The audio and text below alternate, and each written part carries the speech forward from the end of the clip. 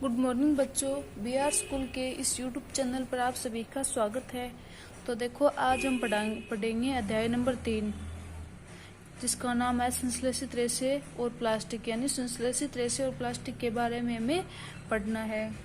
तो देखो, स्टार्टिंग से देखते हैं हम कि पोशाक जिन्हें हम पहनते हैं कपड़े से निर्मित होते हैं। यानी जो पोशाकें हम पहनते हैं वह कपड़े से निर्मित या फिर कपड़े से बने हुए होते हैं।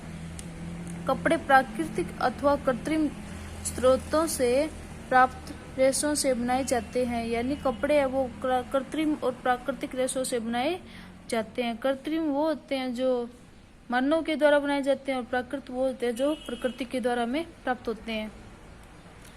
क्या आप कुछ प्राकृतिक रेशों के नाम बता सकते हैं? रेशों का उपयोग विभिन्न प्रकार के अनेक घरेलू वस्तुओं के निर्माण में भी किया जाता है।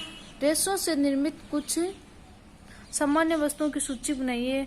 उन्हें प्राकृतिक और कृत्रिम रेशों में निर्मित वस्तु में विभाजित करने का प्रयास भी कीजिए। यानी प्राकृतिक और कृत्रिम रेशों को आपको अलग अलग बताना है।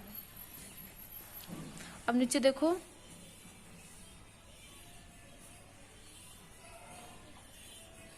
आपने कुछ वस्तुओं को कृत्रिम चिन्हित क्यों किया? आपने अपनी पिछली कक्षा में पढ़ा है कि प्राकृतिक रेशे जैसे कपास है, ऊन है, रेशम आदि पौधों अथवा जंतुओं से प्राप्त होते हैं। यानी कपास, ऊन, रेशम आदि पौधे ये सभी पौधों से प्राप्त और जंतु से प्राप्त होते हैं। ये तो है प्राकृतिक।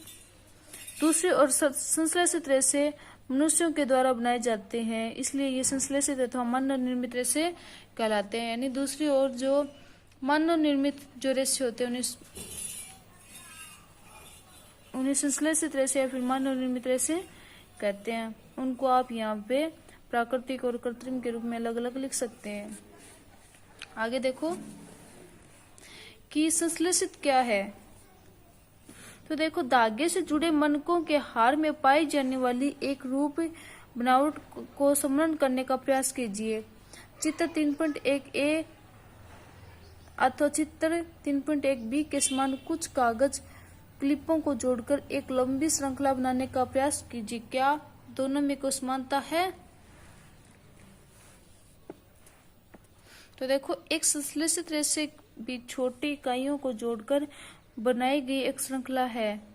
यानी जो संश्लेषित जो रेशे होते हैं वो छोटी छोटी इकाइयों से मिलकर बने होते हैं। प्रत्येक छोटी इकाई वास्तव में एक रासायनिक पदार्थ है। इस प्रकार की अनेक इकाइयां मिलकर एक बड़ी एकल इकाई बनाते हैं जो बहुलक या फिर अंग्रेजी में जिसे पॉलीमर कहते हैं वो कहलाती है। यानी जो अनेक छोटी छोटी इकाइयों से जो मिलकर एक बड़ी इकाई बनती है उसे पॉलीमर या फिर बहुलक कहते हैं।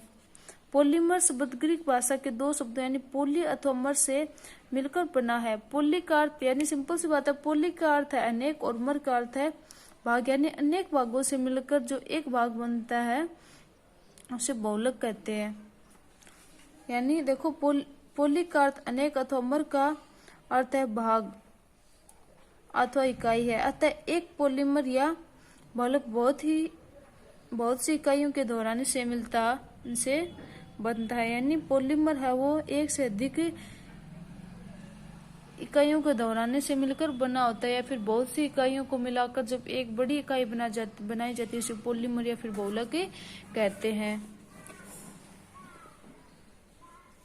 देखो, बहुलक प्रकृति में भी पाए जाते हैं। उदाहरण के लिए कपास एक बहुलक है जो सेल्यूलोज कहलाता है। सेल्यूलोज बड़ी संख्या में ग्लूकोज इकाइयों द्वारा निर्मित होते हैं। यानी सेल्यूलोज है वो ग्लूकोज इकाइयों से मिलकर बने होते हैं। अब देखो, हमें चर्चा करनी है कि संश्लेषित रेशे के प्रकार यानी रेयन के बारे में पढ़ना है हमें। तो देखो, आपने कक्षा 7वीं में पढ़ा है कि रेशम कीट से प्राप्त किया जाता है। यानी रेशम है वो कीट से प्राप्त किया जाता है। इसकी खोज चीन में हुई थी और इसे लंबे समय तक कड़ी सुरक्षा में गोपनीय रखा गया था। यानी जो रेशम कीट की जो शुरुआत है वो चीन में हुई थी और इसे लंबे टाइम तक है वो इस बात को है वो दबा कर रखा गया था, छुपा कर रखा गया था। रेशम रेशे से प्राप्त कपड़ा बहुत महंगा होता है। परंतु इसकी सुंदर बनावट ने प्रत्येक व्यक्ति को मोह लिया। यानी रेशम का कपड़ा है वो बहुत महंगा होता है, लेकिन ये देखने में भी सुंदर होता है। रेशम को कृत्रिम रूप में बनाने के प्रयास किए गए। 19वीं शताब्दी में के अंतिम छोर तक वैज्ञानिकों को रेशम समान गुणों वाले रेशम प्राप्त करने में सफलता प्राप्त हुई। इस प्रकार का रेशा काष्ठ लुगदी के रासायनिक उपचार से प्राप्त किया गया। यह रेशा रेयन अथवा कृत्रिम रेशा कहलाया। यानी ऐसे रेशे जो प्रकृति के द्वारा यानी जो मानव निर्मित या फिर मानवों के द्वारा बना लिए गए उसे मानव निर्मित या फिर कृत्रिम रेशे कहते हैं। यद्यपि रेयन है वो प्राकृतिक स्रोत काष्ठ लुगदी से प्राप्त किया जाता है। यानी रेयन है वो लुगदी से प्राप्त किया जाता है। यह एक मानव निर्मित रेशा है। यह रेशम से सस्ता होता है। यानी यह रेशम से सस्ता होता है रेयन, परंतु इसे रेशम रेशों के समान बुना जा सकता है। इसे रंगों की कई किस्मों में रंगा जा सकता है। इसमें कई प्रकार के रंग किए जा सकते हैं। रेयन